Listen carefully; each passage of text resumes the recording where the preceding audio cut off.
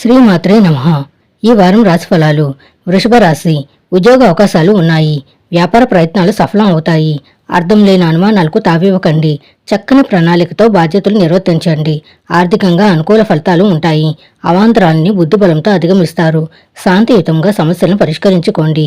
ఈ రాశిలో కుజ గురువులు, లాభస్థానంలో రాహువు, చతుర్థ స్థానంలో రాశ్యాధిపతి శుక్రుడి సంచారం వల్ల ఉద్యోగ జీవితం సుఖప్రదంగా సాగిపోతుంది.